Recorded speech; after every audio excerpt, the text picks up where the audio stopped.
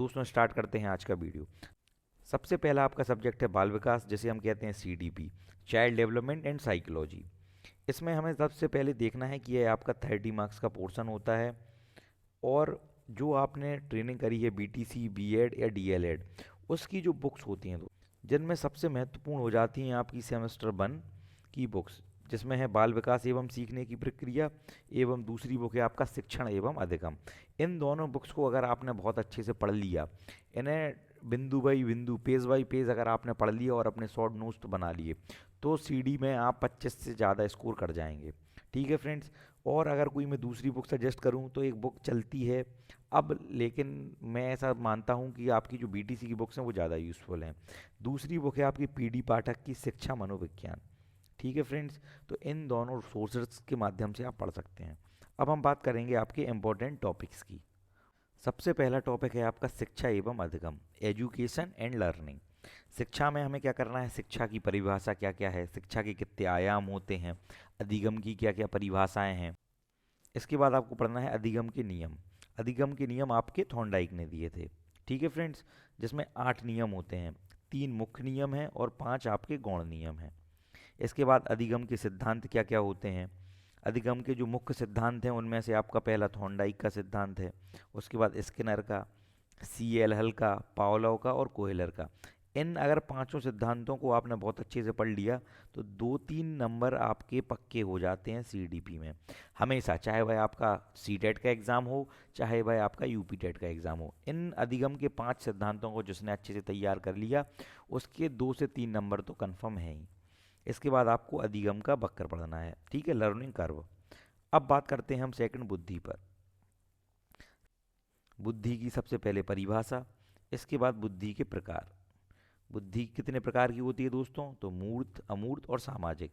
इसके 3 प्रकारों के बारे में हमें बहुत अच्छे से पढ़ लेना है।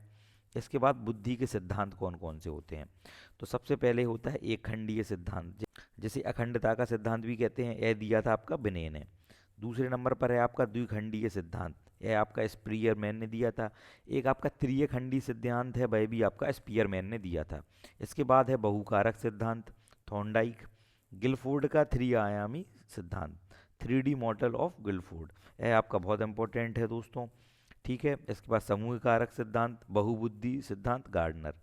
इन सब के बारे में हमें टॉपिक वाइज रोज अगर हम कंप्लीट करते हैं कि एक टॉपिक, तो बहुत इजीली आप सिलेबस को कंप्लीट कर सकते हैं। इसके बाद बुद्धि का वर्गीकरण, जो आपका टर्मन ने दिया था।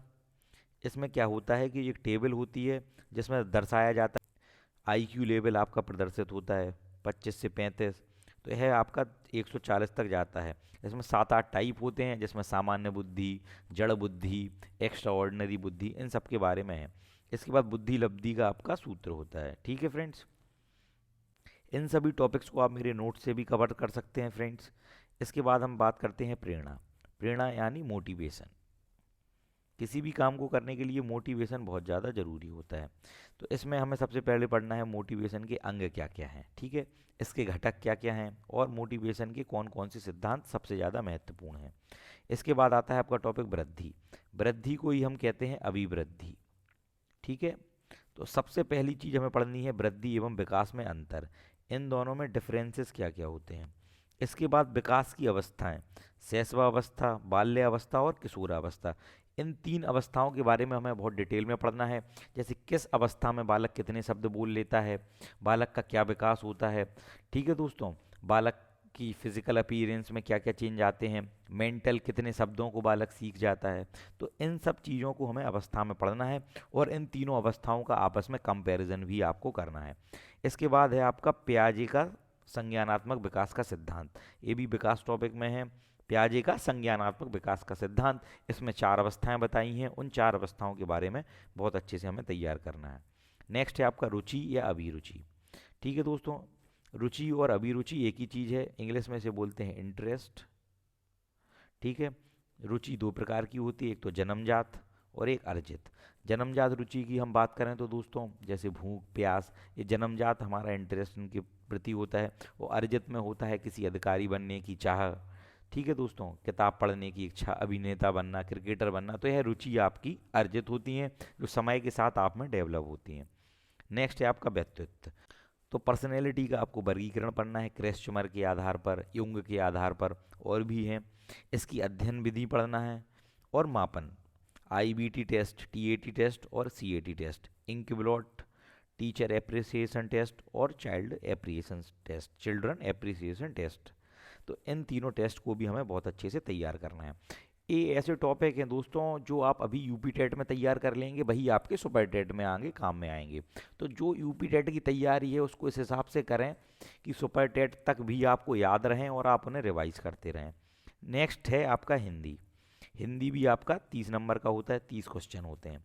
मोस्टली ऐसा देखा गया है कि 25 क्वेश्चन आपके व्याकरण, हिंदी व्याकरण से होते हैं और 5 क्वेश्चन आपके रचना या एवं हिंदी साहित्य से होते हैं। इसके लिए 2 बुक मैं आपको सजेस्ट कर रहा हूँ दोस्तों। एक तो आपको लूसेंट की बुक है हिंदी की, और दूसरी आदित्य पब्लिकेशन। कोई भी एक बुक अगर आपके पास है तो यह मोर देन इनफ है। व्याकरण के पोर्शन में हम बात करें तो सबसे पहले तो हो जाता है वर्णमाला, जिसमें स्वर एवं व्यंजन। इसके भी बहुत सारे प्रकार होते हैं, घोष, अघोष और भी कई प्रकार हैं जो स्वर और व्यंजन के हैं। स्वर व्यंजन से 1-2 नंबर के क्वेश्चन आपको मिलते ही मिलते हैं। इसके बाद है आपका उच्चारण स्थान। उच्चारण स्थान में हम बात करें तो आपके 5 होते हैं, गला, मूर्धा, तालु, ओष्ठ। ठीक है दोस्तों, तो इनसे भी आपके 1 नंबर का क्वेश्चन तो पक्का ही पक्का है कि किस वर्ण को किस उच्चारण स्थान से बोला जाता है। तो इन बिल्कुल जो टॉपिक्स छोटे छोटे हैं इन्हें आप पर डे तैयार करते जाएं, जिससे आपके नंबर हैं वह श्योर हो जाएं। इसके बाद आपका संधि है, समास है, अलंकार। ठीक है दोस्तों, छंद, रस। कुछ ऐसे टॉपिक्स हैं छंद जैसे आपके सिलेबस में नहीं लिखा है, लेकिन मैं आपको इसलिए कह रहा हूँ कि अगर आप अभी तैयार कर लेंगे तो आपको सुपर टेट में भी फ़ायदा मिलेगा, क्योंकि सुपर टेट में एक शब्द में लिख दिया गया है कि व्याकरण एवं जो आपके कॉम्प्रिहेंशंस होते हैं, गद्यांश एवं पद्यांश, तो उसमें सारी चीज़ें कंबाइंड हो जाती हैं। इसलिए आप ये ना सोचें कि सर यूपी टेट में तो ये लिखा नहीं है, क्योंकि जो लोग यूपी टेट दे रहे हैं वह सुपर टेट तो देंगे ही। तभी मैं आपसे कह रहा हूँ कि आप अभी से अगर तैयार करते जाएंगे तो आगे भी आपको हेल्प मिलेगी। इसके बाद है शुद्ध एवं अशुद्ध शब्द, मतलब आपकी वर्तनी। इसके बाद संज्ञा, सर्वनाम, क्रिया, विशेषण। ठीक है दोस्तों, कारक, विलोम शब्द, पर्यायवाची, वाच्य। तो इन सब टॉपिक्स को अगर हम तैयार कर लेते हैं तो आपके व्याकरण के 25 नंबर श्योर हो जाते हैं। हिंदी बहुत स्कोरिंग सब्जेक्ट है, क्योंकि कोई भी टॉपिक्स बाहर से नहीं आना है। एक किताब है जिसे पढ़कर आप 30 नंबर पा सकते हैं। तो ट्राई करें कि हिंदी में मैक्सिमम मार्क्स आप गेन कर सकें। ठीक है फ्रेंड्स, इसके बाद आपके जो 5 क्वेश्चन है वह आपके हिंदी साहित्य से पूछे जाते हैं, जिसमें आपके काल के बारे में, आदिकाल, भक्ति काल, रीति काल और आधुनिक काल। ठीक है दोस्तों, एक चीज़ याद रखें, इन काल के बारे में जो क्वेश्चन पूछे जाते हैं भाई इस काल के जो प्रमुख कवि हुए हुए हैं उनकी रचनाओं से संबंधित होते हैं। उन्होंने किस भाषा पर ज़्यादा ध्यान दिया, किस भाषा का प्रयोग किया, इन पर क्वेश्चन पूछे जाते हैं। तो सारे राइटर्स हैं, जो सारे रचनाकार हैं, जितने भी कवि हैं, उन्हें याद करना तो संभव नहीं है। तो हम क्या करेंगे, कुछ इंपॉर्टेंट राइटर्स, कुछ इंपॉर्टेंट कवि हैं उन्हें ले लेंगे। जैसे आपके प्रेमचंद्र हैं, रामधारी सिंह दिनकर हैं, महादेवी वर्मा हैं, सूर्यकांत त्रिपाठी निराला हैं, मैथिली शरण गुप्त, सुभद्रा कुमारी चौहान। ऐसे 5-6 आपके और आप ऐड कर लें। इन्हें सबसे ज़्यादा प्रीवियस ईयर क्वेश्चन में पूछा गया है, तो इन्हीं राइटर्स को हमें ध्यान देना है।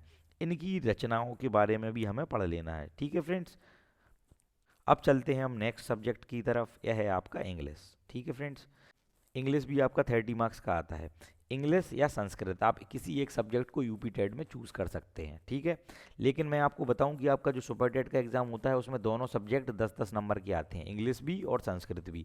इसलिए आप दोनों सब्जेक्ट की जो बेसिक नॉलेज है वह ज़रूर रखें। 30 नंबर आएंगे। इसके लिए मैं आपको बताता हूँ, क्लास 9th या 10th की ग्रामर की आपके भाई बहन की या आपकी बुक रखिए, उसको आप ले लें, इनफ होगी 9th या 10th की। क्योंकि सबसे इंपॉर्टेंट टॉपिक होता है इंग्लिश में आपका part of speech. Part of speech में क्या आता है आपका, नाउन। ठीक है दोस्तों, pronoun, adjective, verb, adverb, conjunction और आपका प्रीपोजिशन।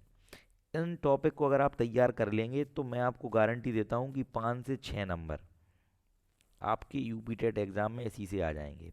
ऐसे क्वेश्चन पूछे जाते हैं कि 4 शब्द दे देंगे, इनमें कहेंगे कि आप एडजेक्टिव पहचानिए। एक शब्द दे देंगे और पूछेंगे यह कौन सा नाउन है, कॉमन नाउन, प्रॉपर नाउन या कलेक्टिव नाउन। तो ऐसे क्वेश्चन आपके एग्जाम में 5 से 6 और कभी कभी मैक्सिमम 8 से 10 भी आ सकते हैं। तो इसका आप ज़रूर ध्यान रखें। ठीक है दोस्तों। और इनके टाइप आप बहुत अच्छे से पढ़ लें, नाउन, प्रोनाउन, एडजेक्टिव, वर्ब। ठीक है दोस्तों। नेक्स्ट है आपका टेंस। टेंस आपके 3 टाइप्स के होते हैं, प्रेजेंट, पास्ट एंड फ्यूचर। तो इनसे संबंधित आपके कुछ ऐसे क्वेश्चन पूछ लिए जाते हैं। किसी वर्ब की थर्ड फॉर्म आपको पूछ ली जाएगी, एक सेंटेंस दे देंगे, उसमें कहेंगे कि जो अंडरलाइन शब्द है उसकी वर्ब क्या होगी अगर यह पास्ट टेंस होता। ठीक है।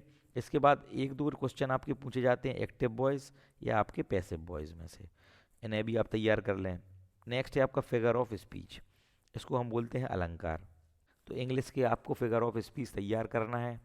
नेक्स्ट, जो आपकी टीचिंग मेथड या अप्रोचेस होते हैं जिससे 1-2 नंबर के क्वेश्चन आते हैं, भाई आपको बीएड या बीटीसी या डीएलएड की बुक्स में मिल जाएंगे, उन्हें भी आपको तैयार करना है। साथ ही साथ मैं एडवाइस करूंगा कि सारे सब्जेक्ट के आप प्रीवियस ईयर क्वेश्चन जरूर लगाते जाएं। 2011 से 2022 तक के जितने भी आपके यूपी टेट एग्ज़ाम हुए हैं उनके प्रीवियस ईयर क्वेश्चन आप जरूर लगा लें। नेक्स्ट है आपका मैथ्स। ठीक है। मैथ भी आपका 30 मार्क्स का आता है। यूपी टेट में 30 और सुपर टेट एग्जाम में कितने का आता है दोस्तों? 20।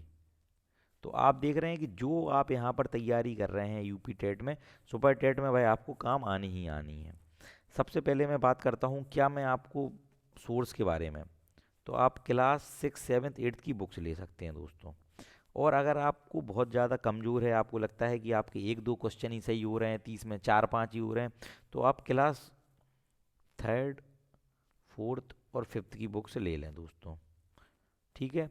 और जो बेसिक टर्म्स होते हैं आपके, पूर्ववर्ती संख्याएं, अनुवर्ती संख्याएं, परिमेय संख्याएं, ठीक है दोस्तों, नेचुरल नंबर, होल नंबर्स, बहुत बेसिक बेसिक चीज़ें हैं, अंकित मान, स्थानीय मान, इनकी अवधारणाओं को अच्छे से समझ लें, क्योंकि 2-3 नंबर तो आपके इसी से तैयार हो जाएंगे क्लास 3, 4, 5 की बेसिक टर्म्स को समझ के, क्योंकि बहुत पहले हमने पढ़ा था और हम इन चीज़ों को भूल चुके हैं।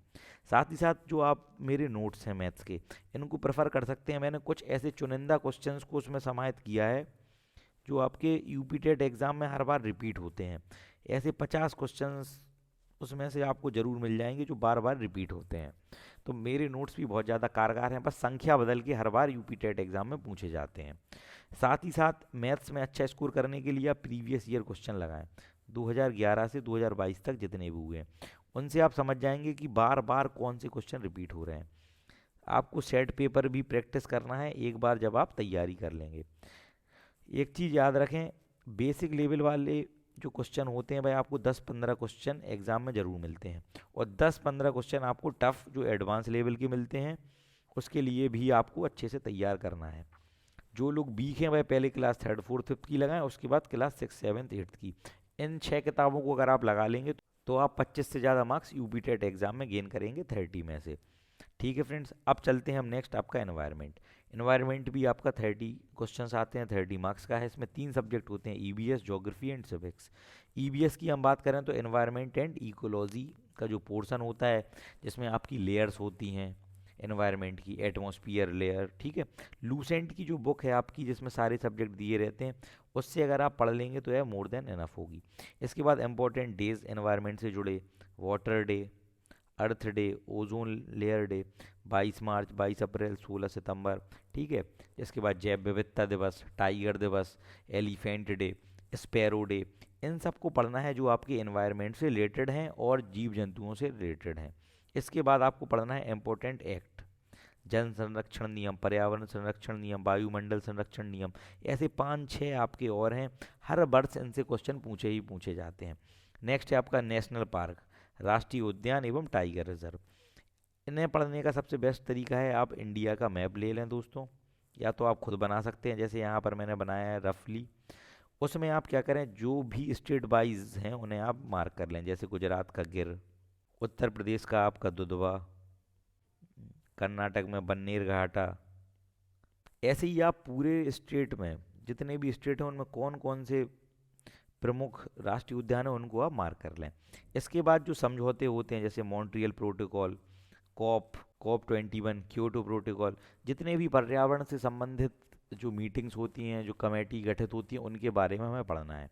नेक्स्ट है आपका project tiger, project elephant, project dolphin. ठीक है, तो इनसे संबंधित क्या सरकार के प्रयास चल रहे हैं, ग्लोबल वार्मिंग से संबंधित क्या क्या योजनाएं हैं, ठीक है, green energy, greenhouse effect, इन सब के बारे में हमें तैयार करना है एनवायरनमेंट के लिए। नेक्स्ट है आपका ज्योग्राफी।